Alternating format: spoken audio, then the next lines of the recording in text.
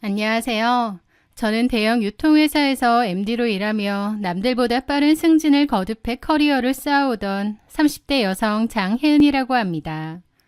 제 20대와 30대 초반은 오로지 일과 성공을 향해 달려온 시간이었습니다. 트렌드를 읽고 기획을 성공시키는 과정은 고됐지만 그만큼 확실한 보상이 따랐고 저는 제 삶에 대해 강한 자부심을 느끼며 살고 있었죠.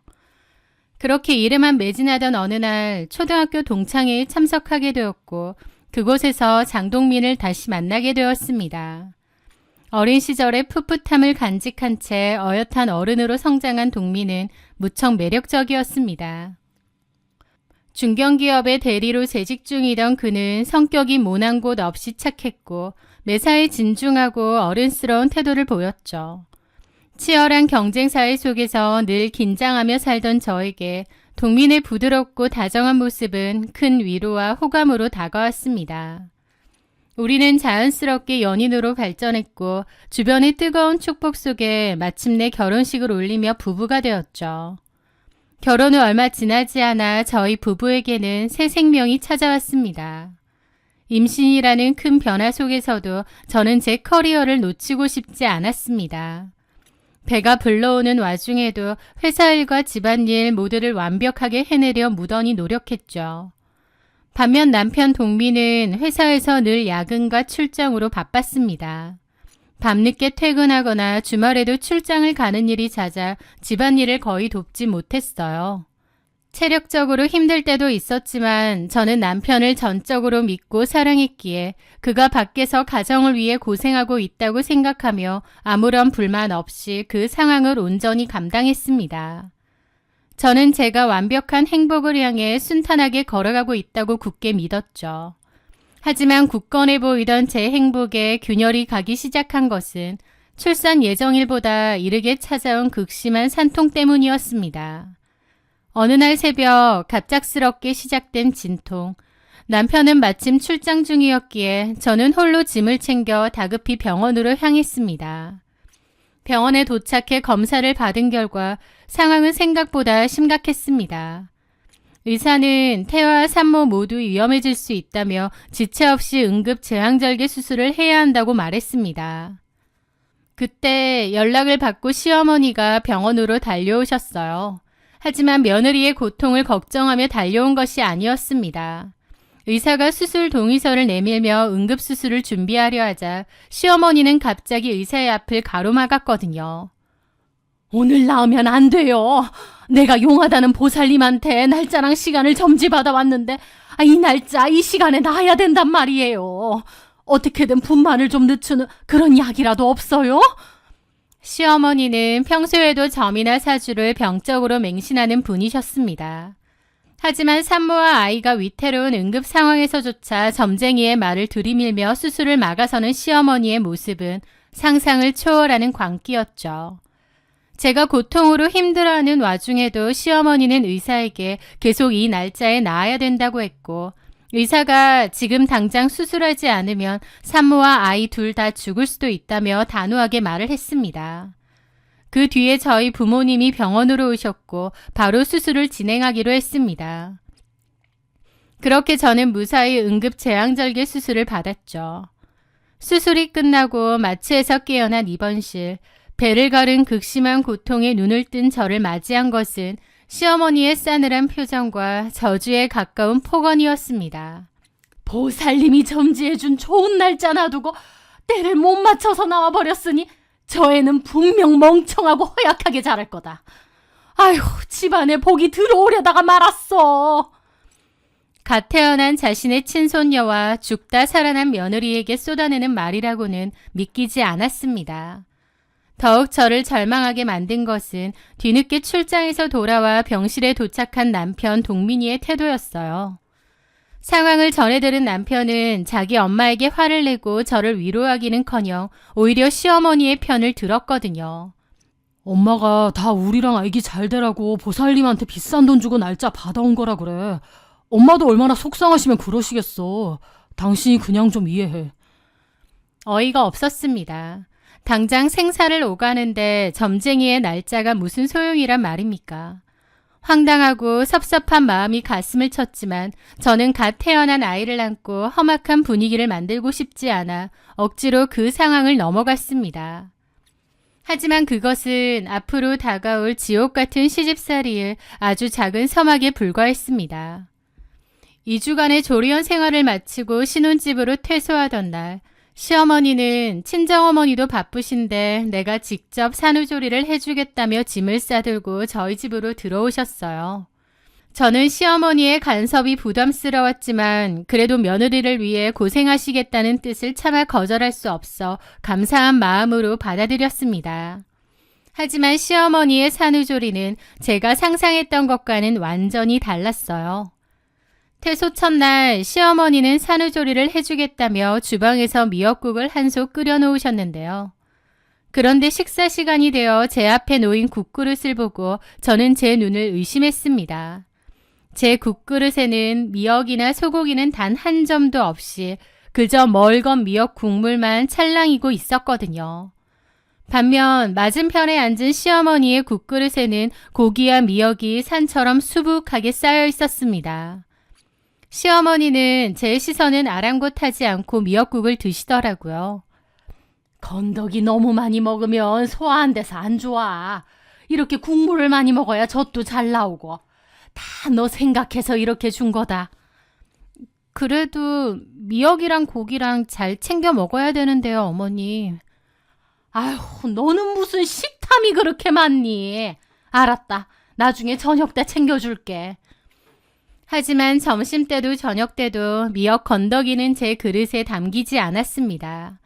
그날 이후 일주일 내내 저는 산모임에도 불구하고 건더기가 전혀 없는 맹물 같은 맑은 국물과 밥만으로 끼니를 때워야 했습니다. 너무 황당한 일이었죠. 시어머니는 매 끼니 미역국에 맛있는 건더기를 본인 혼자 모두 건져 드셨습니다. 시어머니의 기행은 밥상머리에서 끝나지 않았습니다. 산모를 돕겠다며 주방을 차지한 시어머니는 살림을 그야말로 엉망진창으로 하셨거든요. 냉동실에 있던 각종 생선과 오징어를 해동한답시고 비닐봉지째로 전자레인지에 넣고 마구 돌려버리시는 거예요. 이렇게 해도 상관없다면서요.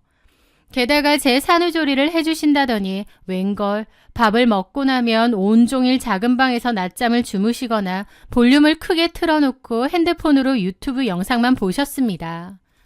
아이가 울어도 나와보지 않았고 빨래나 청소 같은 일도 전부 제 몫이었죠.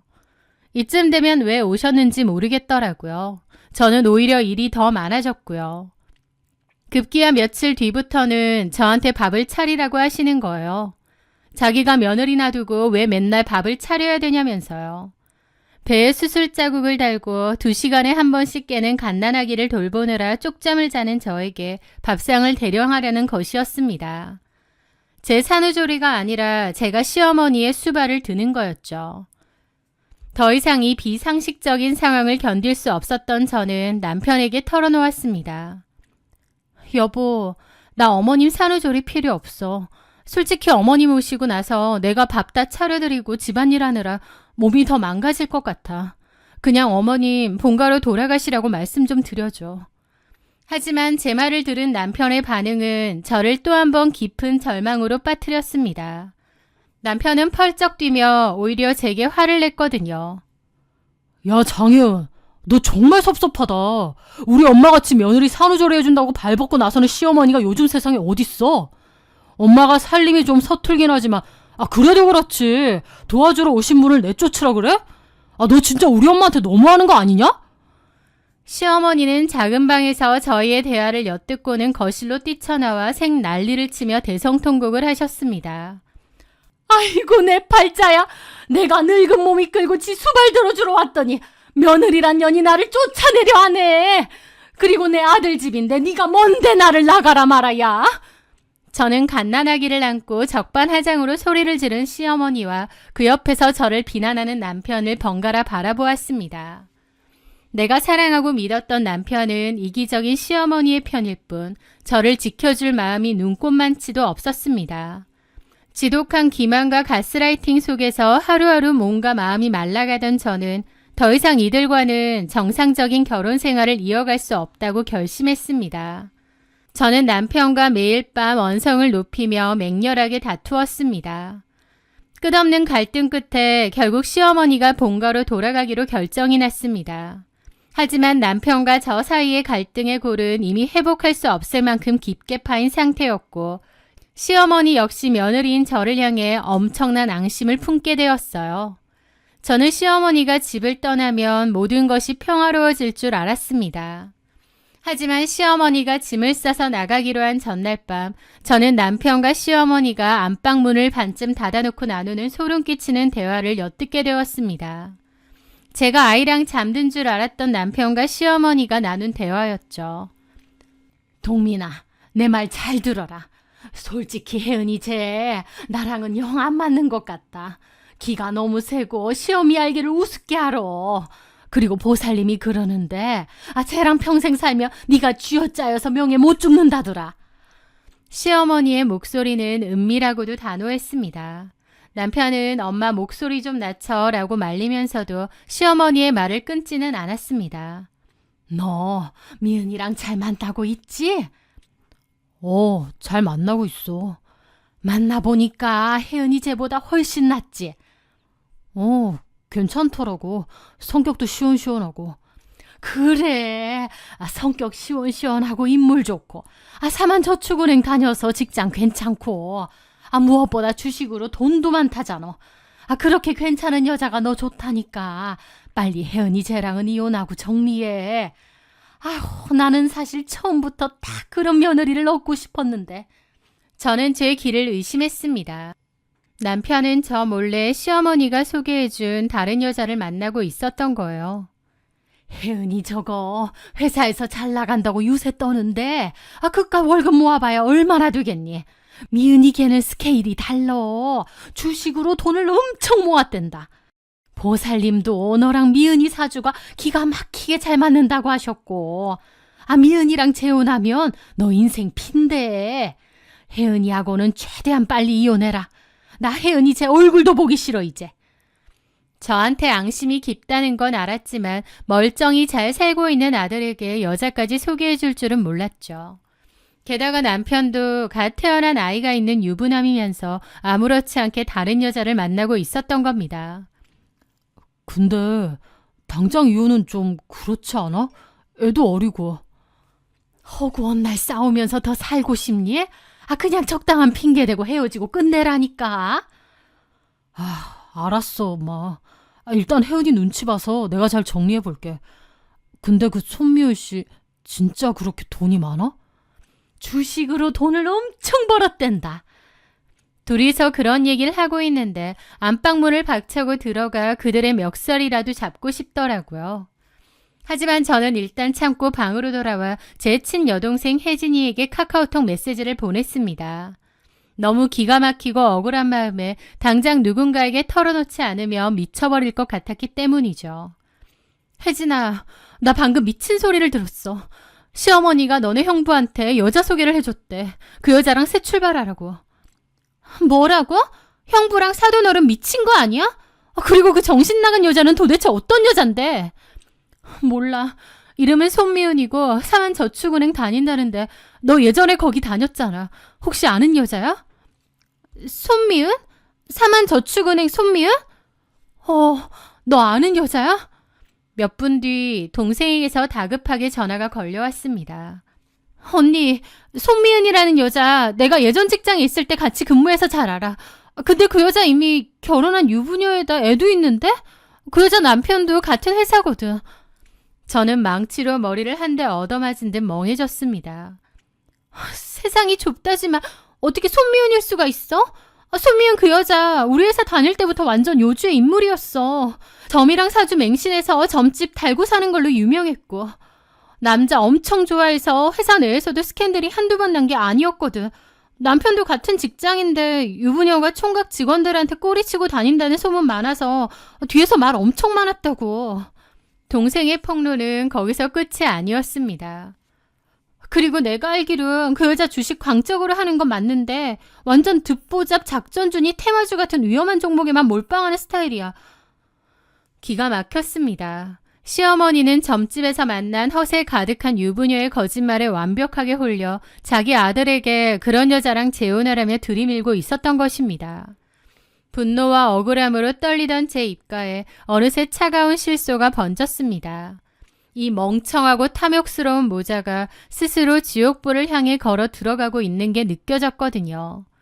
다음날 아침 시어머니가 짐을 챙겨 본가로 돌아가려던 찰나 저는 거실 소파에 앉아 남편과 시어머니를 불러 세웠습니다. 어머님, 가시기 전에 두 분 다 여기 좀 앉아보세요. 정리할 게 있어서요. 시어머니와 남편은 어리둥절한 표정으로 마주 앉았습니다.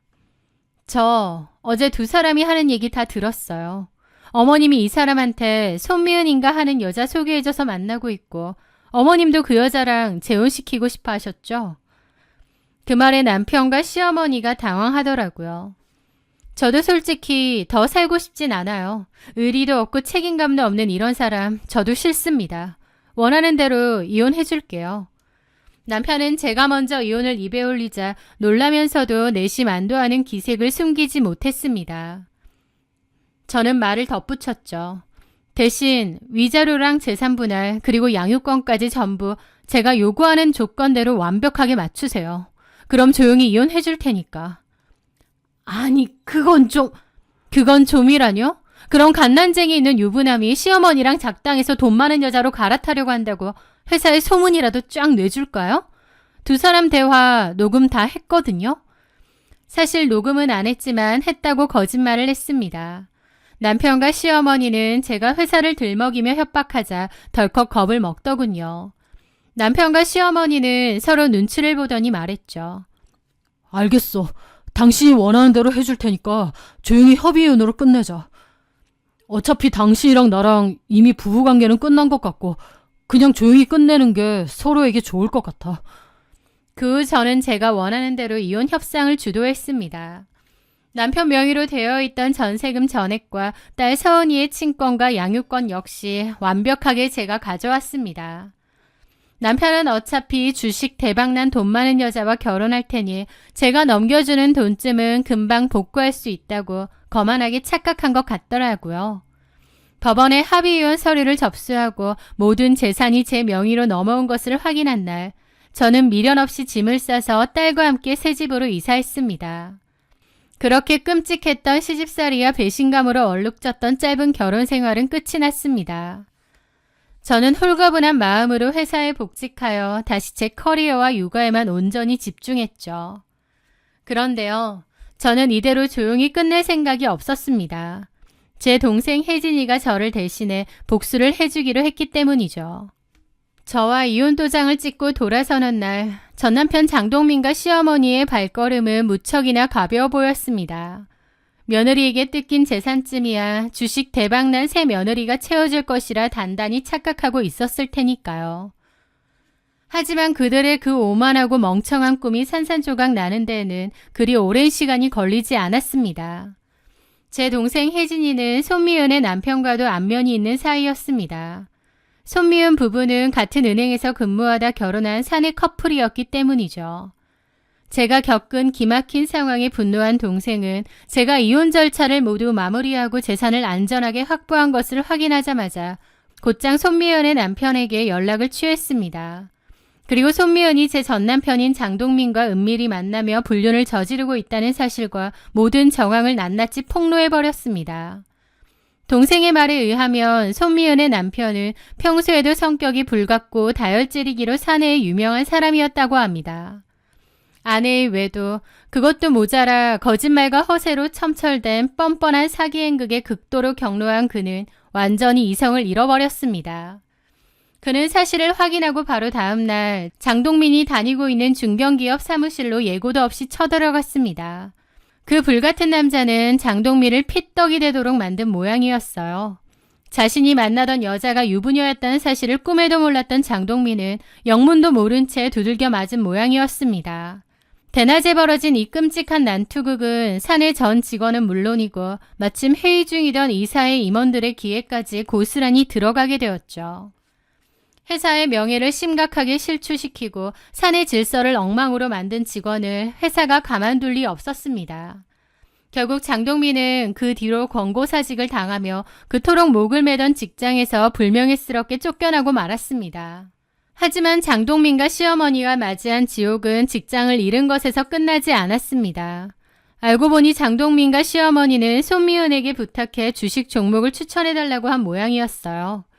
결국 손미은이 주식 종목을 하나 알려주었는데 자신들의 전 재산은 물론이고 주변 지인들에게 돈까지 빌려 무려 3억 원이라는 거액을 그 주식에 몰빵 투자했다고 하더군요.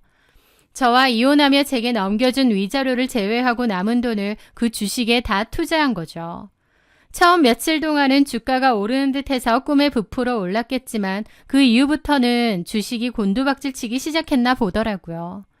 손절할 타이밍조차 잡지 못한 채 연거푸 떨어지던 주식으로 인해 2억 5천만 원을 날렸다고 했습니다.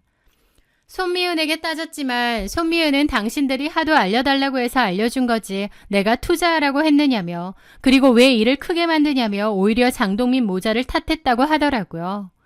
아마 손미은은 장동민과 진지하게 잘해볼 생각까진 아니었던 것 같아요. 그냥 적당히 여태까지 다른 남자와 놀았던 것처럼 그 정도 선에서만 만나려고 했는데 제 여동생이 다 까발린 덕분에 남편까지 알게 되고 난리가 난 거죠. 이 모든 기막힌 전말을 동생을 통해 전해 들었을 때 저는 배꼽이 빠질 정도로 한참을 웃었습니다. 장동민 모자가 얼마나 어리석고 바보 같은지.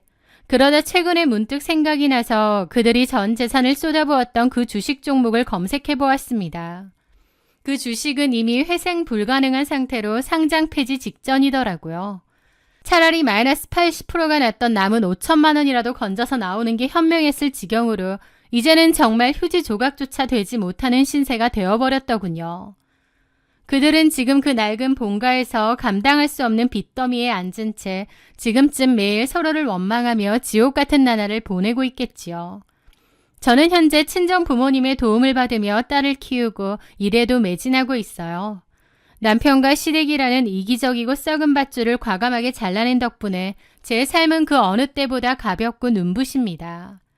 진절머리 나던 짧은 결혼 생활의 아픔은 이미 깨끗하게 잊었습니다.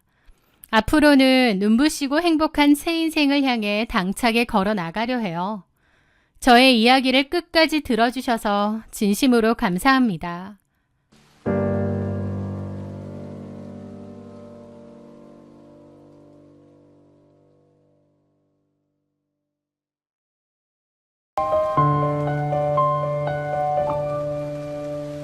저는 평범한 직장 생활을 하며 미래를 그려가던 30대 여성 김다나입니다. 제게는 1년 정도 교제하며 미래를 약속한 남자친구 이재호가 있었죠.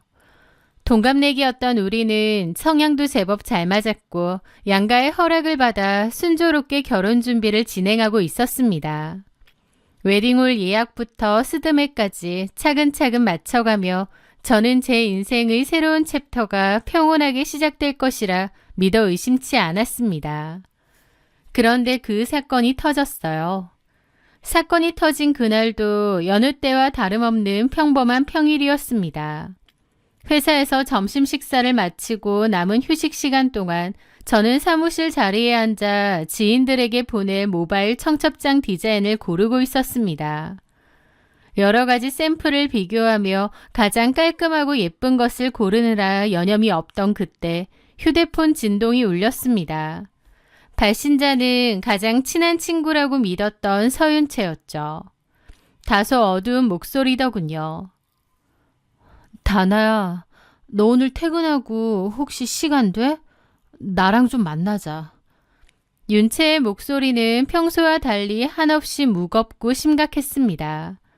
고등학교 시절부터 수많은 희노애락을 함께해온 친구였기에 단번에 그녀가 무슨 안 좋은 일이 생겼다는 것을 직감할 수 있었습니다. 원래 그날 저녁은 예비 신랑인 재호와 만나 청첩장 문구를 상의하기로 한 날이었습니다. 하지만 친구의 목소리가 너무 마음에 걸렸던 저는 가벼운 마음으로 제안을 건넸습니다. 원래 저녁에 재호랑 만나기로 했는데 그럼 재호랑 같이 나가도 돼? 윤채도 재호랑 친했기 때문에 물어봤습니다. 안 된다고 하면 재호와의 약속을 취소하고 저만 나갈 요량으로요. 그런데 그래, 같이 보자. 그게 낫겠다. 라고 짧게 대답하고는 전화를 끊더라고요. 무슨 안 좋은 일이 있길래 저렇게 가라앉아 있을까 퇴근 시간까지 내내 마음이 쓰였습니다. 그렇게 퇴근 후 약속 장소인 카페에 먼저 도착해 자리를 잡고 앉았습니다. 곧이어 카페 문을 열고 윤채가 들어오는데 황당하게도 제 약혼남인 이재호랑 나란히 들어오는 거예요. 너희들이 어떻게 같이 와? 밖에서 우연히 마주치기라도 한 거야? 제가 의아해하며 묻자 두 사람은 아무런 대답도 하지 않았습니다. 그런데 이재호의 얼굴은 창백하게 굳어 있었고 윤채는 시선을 바닥에 둔 채 제 앞자리에 와서 앉더군요. 묻는 말에 대답도 없고 어두운 분위기로 가만 앉아 있는 거예요. 그러더니 침묵을 깬 것은 윤채였습니다. 재호에게 묻더라고요. 내가 말할까? 아니면 네가 말할래? 그 말이 무슨 뜻인지 파악하기도 전에 윤채는 자신의 가방에서 무언가를 꺼내 제 앞 테이블 위로 올려놨습니다. 다름 아닌 산부인과에서 찍은 초음파 사진이었죠. 이게 뭐야? 초음파 사진? 너 임신했어? 남친도 없었잖아. 제가 너무 놀라 초음파 사진과 윤채의 얼굴을 번갈아 보며 묻자 윤채가 대답하더라고요. 나 임신했어. 그리고 이 아이 아빠, 네 옆에 있는 재호야. 순간 누군가 제 뒤통수를 망치로 내려친 것 같았습니다. 너무 충격적이라 눈앞의 현실이 인지되지 않더라고요.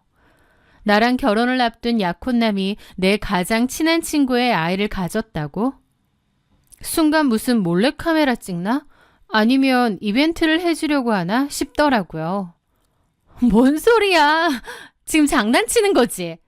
하지만 이재호는 제 눈을 피한 채 고개를 푹 숙이고 있었습니다. 그 비겁한 침묵이 윤채의 말이 진실임을 증명하고 있더라고요. 그제야 눈앞이 하얘지고요. 정말이야? 너희도 도대체 언제부터 그런 거야? 제가 간신히 목소리를 쥐어짜내어 묻자 윤채는 6개월 정도 됐어 라고 대답했습니다. 저는 1년 전에 이재호를 소개팅으로 만났고 결혼까지 약속한 진지한 사이로 발전한 뒤 6개월 전쯤 친한 친구인 윤채에게 그를 소개해 주었습니다. 셋 다 동갑내기였기에 우리는 금방 말을 놓고 편한 친구 사이로 지내게 되었죠. 윤채의 직업은 헤어 디자이너였습니다. 어느 날 셋이 밥을 먹다가 윤채가 재호에게 재호, 너 머리 스타일이 영 별로다. 시간 날 때 내 미용실로 한번 와. 내가 예쁘게 잘라줄게. 라고 가볍게 제안한 적이 있었습니다. 저는 가장 친한 친구와 내 남자친구가 스스럼 없이 지내는 것이 보기 좋았고 전혀 의심하지 않았습니다. 재호는 그 후로 윤채의 미용실로 머리를 자르러 다녔고 저는 그저 친구가 신경 써서 잘라주는 것이라 여겨 고맙게만 생각했죠. 그런데 알고 보니 그 미용실 방문이 두 사람이 눈이 맞는 미래의 시작이었던 것입니다. 제가 아무것도 모르고 웨딩홀을 알아보고 스드메를 예약하며 결혼 준비를 하는 동안 제 약혼남과 제 10년 지기 친구는 제 뒤에서 더러운 짓을 저지르고 있었던 셈이죠. 저는 떨리는 목소리로 물었습니다. 너희들 미친 거 아니야? 니들이 어떻게 나한테 이래? 다른 사람도 아니고 어떻게 너희들이 이럴 수가 있냐고! 제가 이성을 잃고 소리치자 윤채는 오히려 저를 빤히 쳐다보며 입을 열었습니다. 그리고 그녀의 입에서 나온 변명은 인간의 상식을 벗어난 기가 막힌 궤변이었습니다. 다나야, 미안해. 근데 우리 입장도 한 번만 이해해주면 안 될까? 너도 알잖아. 나 엄마도 없고 아빠도 없고 나한테 가족이라고는 친언니 하나밖에 없는데 언니도 결혼해서 자기 살림 챙기느라 바빠서 나랑 남남처럼 지내잖아. 나 그동안 세상에 혼자 남겨진 것 같아서 너무 외롭고 힘들었어. 근데 재호가 내 옆에서 큰 위로가 됐어. 그녀는 눈물까지 글썽이며 말을 이었습니다. 나 뱃속에 아이 포기 못해. 너는 양가 부모님 다 살아계시고 화목하고 직장도 번듯하고 다 가졌잖아. 너는 다 가졌으니까 네 남자친구 하나만 나한테 양보해주면 안 될까? 나 이 아이라도 낳아서 내 가족 만들고 싶어. 그 기괴한 논리를 듣는 순간 제 안에 있던 마지막 이성의 끈이 툭 하고 끊어졌습니다. 내가 다 가졌으니 내 남편이 될 사람을 적선하듯 양보하라는 그 소름 끼치는 이기주의를 보는데 기가 차더라고요. 저는 이재호에게 물었습니다. 너 입 없어? 아무 말 안 할 거야? 미안하다. 어떻게 내 친구랑 이런 짓을 벌이니? 재우 잘못 아니야. 내가 먼저 좋아했어. 야, 너는 입 닥쳐. 야, 이재호, 너 말해보라고. 왜 입 다물고 있어? 하지만 이재호는 아무런 말도 없이 고개만 푹 숙이고 있더라고요. 저는 화가 나서 이재호의 뺨을 있는 힘껏 후려쳤습니다. 짝 하는 마찰음이 카페 안을 울렸죠. 그랬더니 서윤채가 호들갑을 떨며 이재호한테 괜찮냐고 난리를 치는 겁니다. 그걸 보는데 기가 막혔죠. 진짜 어이가 없다. 미친 것들. 저는 그렇게 자리를 떠났습니다. 집으로 가는데 얼마나 울면서 왔는지 어떻게 집에 도착했는지도 모를 정도였어요. 이 사실을 알게 되고 저희 집에서도 난리가 났죠. 그날부로 저는 파혼을 진행했습니다. 웨딩홀 예약 취소 위약금이랑 스드메 취소 수수료 등은 당연히 이재호가 물기로 했죠. 약혼남의 배신도 끔찍했지만 친구인 윤채의 배신은 제 심장을 갈기갈기 찢어놓는 것 같았습니다. 그동안 제가 친구로서 나름 잘했다고 생각하고 둘도 없는 친구라고 생각했는데 어떻게 이런 식으로 제 뒤통수를 치는 건지. 윤채의 부모님은 일찍 이혼하셨고 아버지는 아예 인연을 끊고 살았어요. 그래서 윤채는 어머니와 친언니 이렇게 같이 살았는데요. 윤채의 어머니는 생계를 유지하느라 늘 식당 일로 바쁘셨고 윤채는 텅 빈 집에 혼자 있는 시간이 많았습니다. 그런 윤채를 안쓰럽게 여긴 저희 엄마는 고등학교 내내 윤채를 저희 집으로 불러 저와 함께 밥을 먹게 했고 반찬을 바리바리 싸서 보내며 친딸처럼 챙겨주셨습니다. 대학생이 되어서 윤채의 어머니가 갑작스러운 병환으로 돌아가셨을 때 저는 3일 내내 빈소를 지키며 상주 노릇을 도왔습니다. 장례를 치르고 난 뒤 삶의 의욕을 잊고 폐인처럼 지내던 윤채를 매일같이 찾아가 위로하고 챙긴 것도 저였고 저희 엄마는 그 후로도 오랫동안 윤채에게 밑반찬을 해다 주셨어요. 그렇게 저희 가족까지 온 마음을 다해 품어주었던 친구가 자신은 외롭고 나는 다 가졌으니 내 남자를 뺏어도 된다는 그 천박한 질투심과 열등감으로 저를 짓밟아버린 것입니다. 그날 이후 저는 이재호와 관련된 모든 결혼 준비를 취소했습니다. 양가 부모님이 뒤집어졌지만 저를 배신 때리고 임신까지 했다는데 이재호에게 미련은 털끝만도 남지 않았죠. 그런데 얼마 뒤 기가 막힌 일이 벌어졌습니다. 윤채가 저와 겹치는 고등학교 동창들에게 자신과 이재호의 청첩장을 돌린 거예요. 이미 저와 이재호가 결혼한다는 사실을 알고 있었던 친구들은 경악했고 제게 연락해 자초지종을 물었습니다. 저는 담담하게 두 사람의 불륜과 임신 사실을 전했죠. 사실을 알게 된 친구들은 당연히 윤채를 사람 취급하지 않았습니다. 청첩장에 축하 대신 욕설을 보내거나 아예 읽고 무시하며 윤채를 철저히 고립시켰죠. 그러자 화가 난 윤채는 제게 카카오톡 메시지를 보내왔습니다. 너 진짜 너무하는 거 아니냐? 너랑 나랑 틀어진 문제인데 왜 그걸 다른 친구들한테까지 다 말하고 다녀서 다른 애들까지 나를 욕하게 만들어? 네가 그렇게 안 말해도 나 충분히 미안해하고 있었는데 네가 이렇게 나오니 나도 더 이상 너한테 안 미안해져. 불륜을 저지르고 친구의 예비 신랑을 뺏어간 주제에 자신의 평판이 나빠진 것을 제 탓으로 돌리는 그 뻔뻔함에 실소가 터졌습니다. 저는 그 메시지를 조용히 무시했습니다. 상종할 가치조차 없는 쓰레기였으니까요. 하지만 그 진흙탕 같은 코미디는 거기서 끝이 아니었습니다.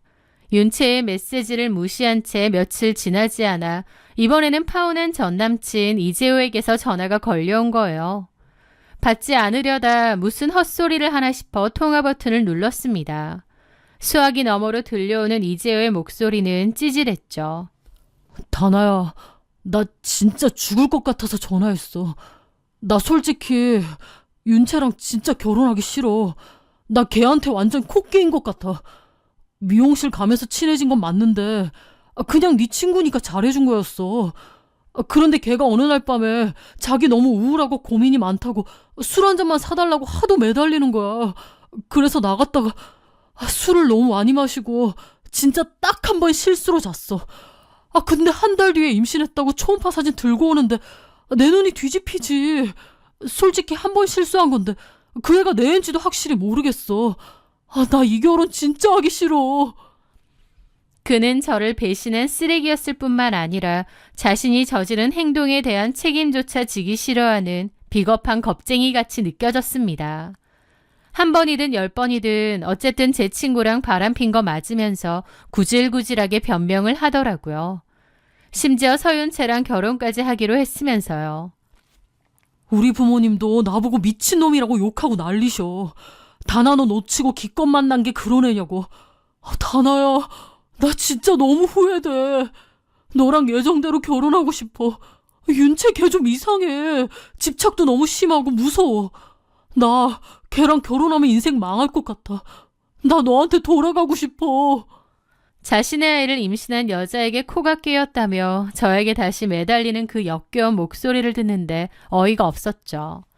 저는 대꾸도 하기 싫어 전화를 끊었고 이재호와 통화하며 녹음된 음성 파일 원본을 그대로 서윤채의 카카오톡으로 전송했습니다.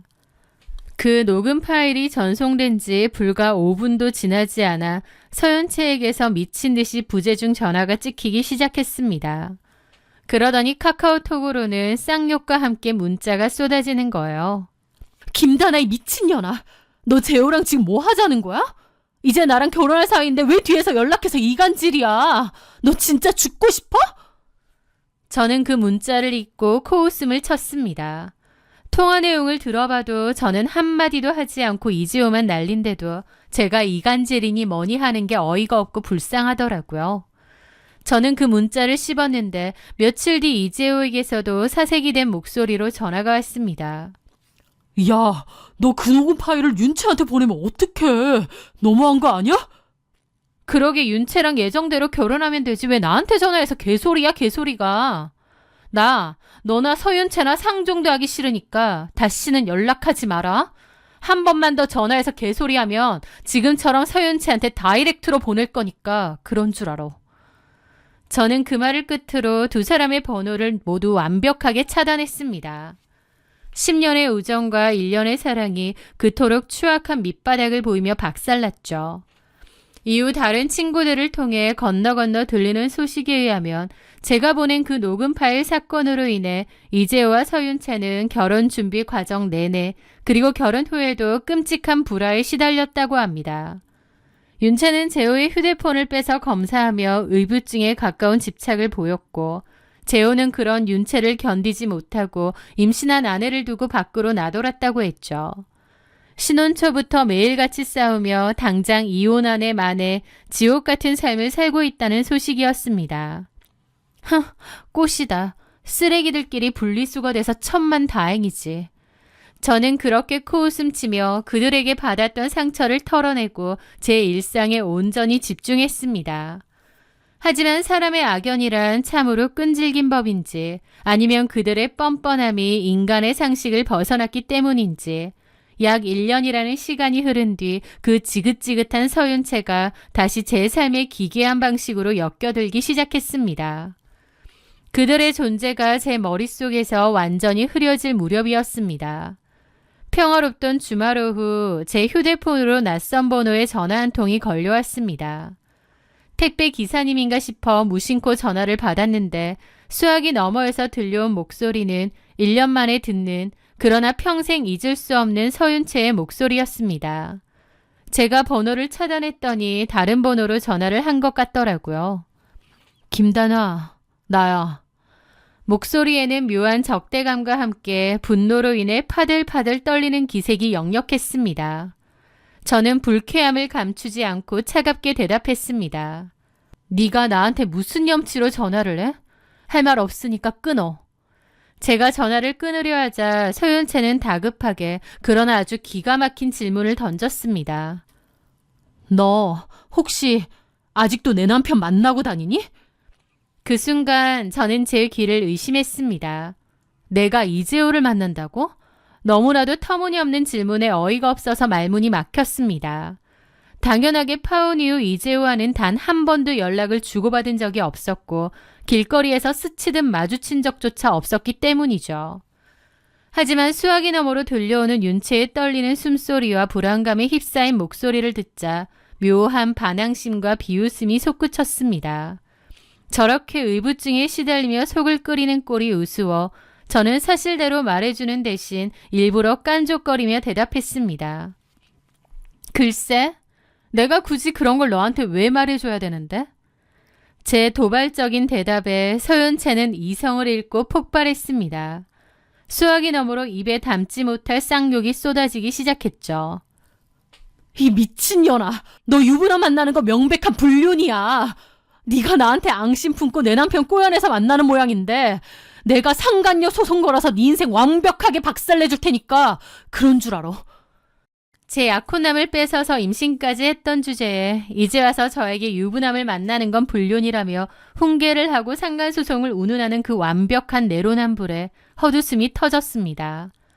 저는 조금의 동요도 없이 차갑게 쏘아붙였죠. 그래, 내가 이재호랑 만났다는 증거는 있고 소송을 거네 만에 떠드는 거야? 증거가 왜 없어? 아주 차고 넘치니까 두고 봐. 방금 네가 나랑 통화하면서 빈정거린 것도 다 녹음해서 증거로 제출할 거니까. 그녀의 억지 논리에 저는 마지막 일침을 가했습니다. 머리가 그렇게 멍청하고 수준이 떨어지니까 친구 약혼남이나 뺏어서 임신하고 그따위로 불안하게 사는 거야. 소송! 할 수 있으면 해봐. 소송이 무슨 애들 장난인 줄 아니? 가만 안 둬. 상간 소속장 받고도 그딴 소리가 나오나 보자. 나한테 빌어도 나 절대 선처 안 해줘. 라며 악을 쓰다가 전화를 끊었습니다. 전화를 끊은 후에도 기가 막히더라고요. 이재호라는 이름만 들어도 치가 떨리는데 제가 그 인간과 불륜을 저지른다니요. 그저 남편의 외도를 의심하던 윤채가 과거의 악연이었던 저를 혼자 망상 속에서 상간녀로 특장한 것이라 여기며 코웃음을 쳤습니다. 그런데 약 한 달 뒤 놀랍게도 제 직장으로 정말 우체국 등기 하나가 날아왔습니다. 발신인은 어느 법무법인, 내용은 상간녀 위자료 청구 소송 소장이었습니다. 서윤채가 정말로 저를 상간녀로 지목하여 법원에 민사소송을 제기한 것입니다. 너무 어이가 없더라고요. 그리고 소장이다 보니 잘못한 것도 없는데 진짜 손이 덜덜 떨리는 겁니다. 소장 내용에 뭐라고 적혔는지 꼼꼼히 읽어 내려갔습니다. 소장에 적힌 이재호의 행적을 보니 이재호가 밖에서 다른 여자와 바람을 피우고 있는 것 자체는 기정사실인 듯 했습니다. 카드 내역에는 잦은 모텔 결제 기록이 있었고 블랙박스에는 조수석에 여자를 태우고 다닌 정황이 남아 있었거든요. 하지만 서윤채는 그 불륜 상대방이 저라는 것을 입증할 어떠한 명백한 객관적 증거도 가지고 있지 않았습니다. 그녀가 증거랍시고 제출한 것은 멀리서 이재호와 상간녀를 찍은 사진이었는데 그 뒷모습이 저랑 좀 비슷하긴 했습니다. 키나 체형 같은 게요. 당연히 저는 아니지만요. 그리고 한 달 뒤 저와 통화할 때 내가 왜 말해줘야 하나라고 빈정거렸던 녹취록이 있었습니다. 남편의 외도 상대가 저와 체형이 비슷하다는 이유만으로 그리고 제가 복수심에 남편을 꼬여냈을 것이라 본인의 망상만으로 저를 상간녀로 억지 특정한 것입니다. 바람을 피운 적도 없는데 이런 얼토당토하는 소장을 직장으로까지 받아본 저는 그야말로 스팀이 머리 끝까지 올랐습니다. 그런데 저를 더욱 분노하게 만든 것은 소장이 송달된 직후 다른 고등학교 동창들에게서 걸려온 전화들이었습니다. 다나야, 너 혹시 재호 씨랑 다시 만나? 에? 그게 뭔 소리야? 서윤채가 동창들 단톡방에다가 네가 자기 남편이랑 불륜 저지르고 있다고 너한테 상간소송 걸었다고 아주 난리를 쳐놨어. 너 진짜야? 서윤채는 소장을 접수하자마자 제가 진짜 불륜을 저지른 상간녀인 양 동창들에게 허위 사실을 떠벌리고 다니며 저를 매장시키려 했던 것입니다.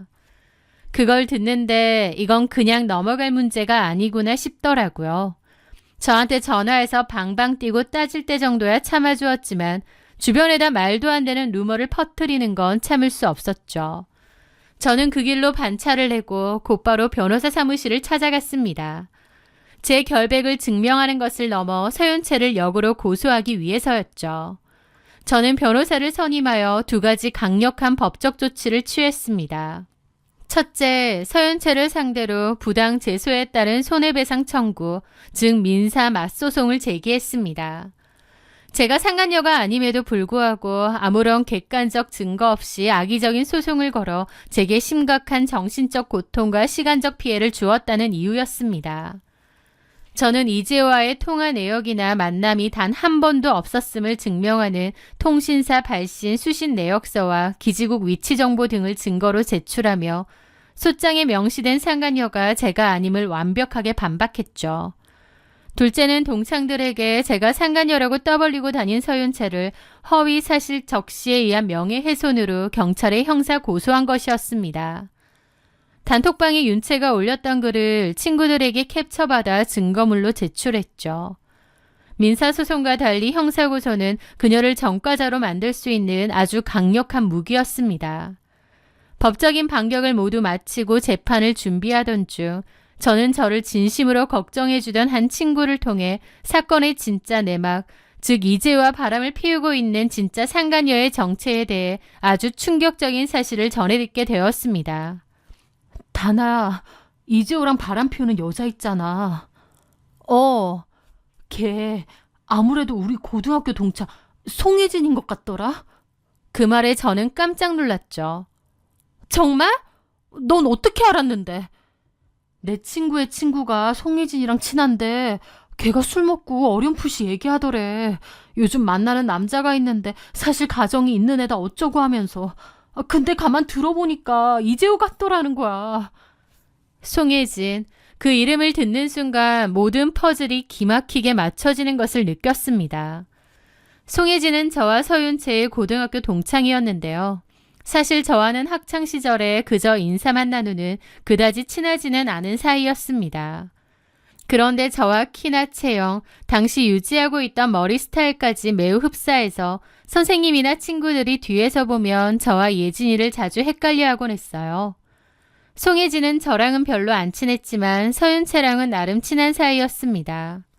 2 사람은 고등학교 졸업 후 같은 전문대 미용과로 진학하며 늘 붙어 다녔거든요. 그래서 대학 다닐 때는 저보다 송혜진이랑 더 친하게 지내기도 했죠. 나중에 사회에 나와서는 그냥저냥 지낸다고 했지만요. 어쨌든 이재호가 만나는 여자가 송혜진일 가능성이 꽤 있다는 겁니다.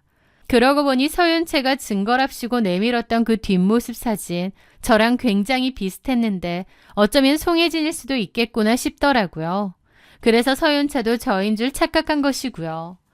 서윤채는 자신에게 원한이 있는 제가 복수를 위해 이재호를 만났을 것이라고 지레 짐작하여 헛다리를 짚은 셈이었습니다.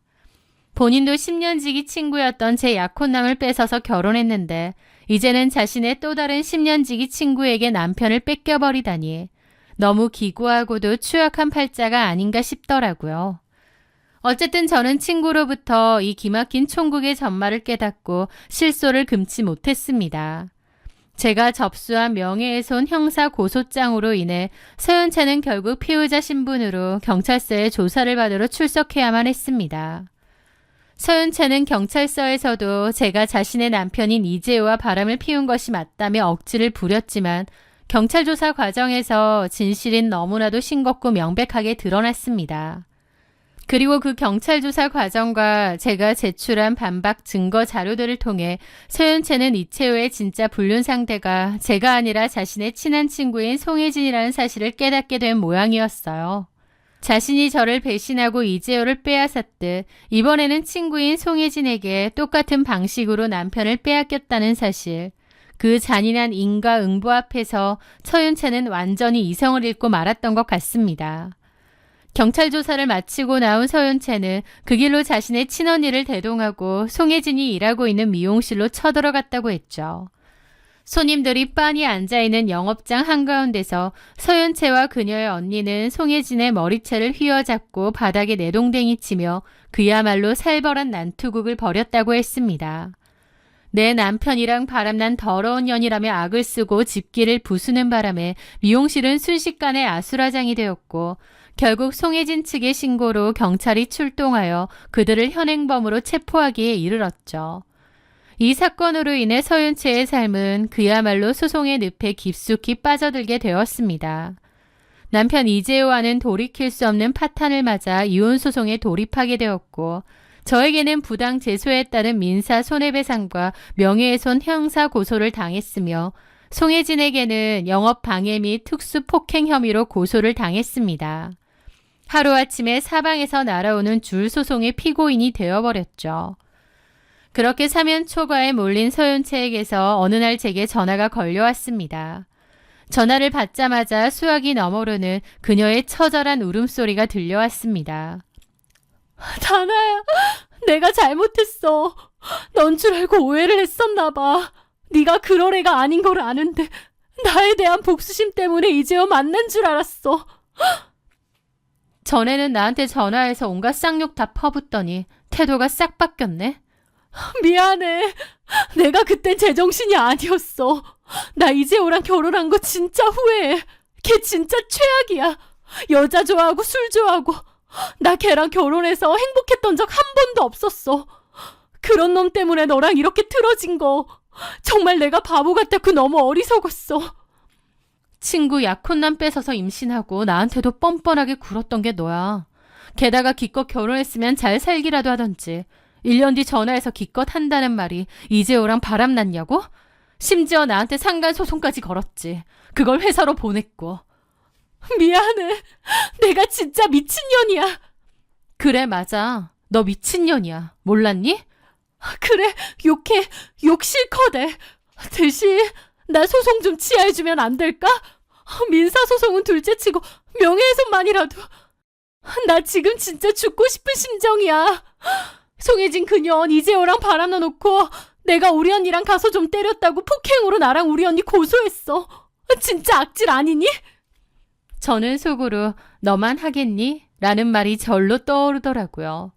서윤채는 계속 저에게 매달렸죠. 다다야, 나 지금 완전 줄소송이야. 정말 죽을 것 같아. 이재호 그 자식이랑도 이혼 소송해야 되고 우리 언니 소송 비용까지 대줘야 돼서 나 진짜 길바닥에 나앉게 생겼어. 부탁이야. 제발 선처 좀 해줘. 애도 있는데 이재호가 너랑 바람핀다고 생각해서 눈이 돌았나 봐.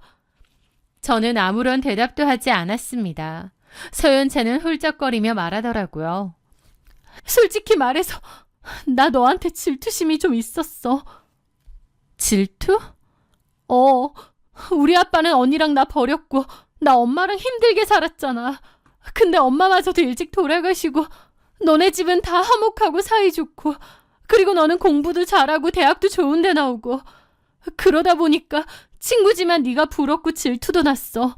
특히나 회사도 좋은 데 다니는 남자친구랑 결혼까지 한다고 하고 너는 그냥 인생이 꽃길 같고 다 승승장구인 것 같더라고.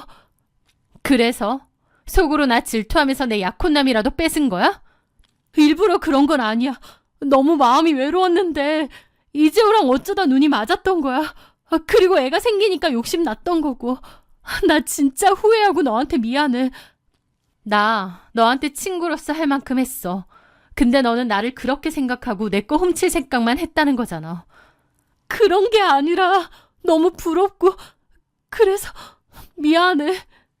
저는 서윤채가 정말 괘씸하고 살면서 다시는 마주하고 싶지도 않았습니다. 하지만 저에 대한 마음을 솔직하게 다 털어놓고 진심으로 미안해하는 것 같긴 하더라고요. 저는 한숨을 쉬며 말했습니다. 네가 솔직히 말하니 나도 솔직히 말할게. 선처해주고 싶지 않아. 너랑 나랑은 이제 친구도 아니고 아무런 사이도 아니잖아. 네가 나를 알았으면 내가 불륜 따위는 죽어도 안 할 사람이라는 거 잘 알았을 거야. 너한테 복수한답시고 이재호랑 불륜? 내가 왜 내 인생을 구렁텅이에 너는 그딴 짓이나 하겠어? 너나 이재호나 안 보고 살면 그만이고 이재호 얼굴만 봐도 치 떨리는데. 그런데 네 멋대로 망상에 빠져서 동창들한테 내 욕하고 이상한 헛소문 퍼뜨리고 소장까지 날린 건 너야. 나는 너 같은 수준의 인간이 아니라서 남의 남자 뺏는 짓거리 안 해. 이건 전부 네가 벌인 짓이야. 수습도 책임도 당연히 네가 해야지.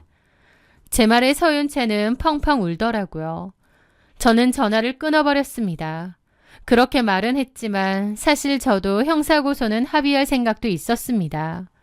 서윤채가 진심으로 조금은 뉘우친 것 같기도 했고 또 한편으론 그런 생각도 있었어요. 서윤채는 현재 이혼과 각종 소송 그리고 송혜진과 이재호의 배신으로 인해 그야말로 악밖에 남지 않은 상태잖아요. 모든 것을 잃고 벼랑 끝에 몰린 쥐는 고양이를 무는 법인데 서윤채를 형사처벌까지 받게 해서 전과 기록이라도 남게 하고 밑바닥으로 끌고 내려간다면 잃을 것이 없는 서윤채가 저한테 어떤 돌발적이고 해로운 짓을 저지를지 모른다는 현실적인 찝찝함이 들었습니다. 그리고 솔직히 저도 그 지긋지긋한 악연에 제 에너지를 더 이상 낭비하고 싶지 않기도 했고요. 그래서 저는 변호사와 상의 끝에 이성적인 결정을 내렸습니다. 경찰에 접수했던 명예훼손 형사고소는 취하를 해서 그녀가 전과자가 되는 것만은 면하게 해주기로 결정을 했습니다.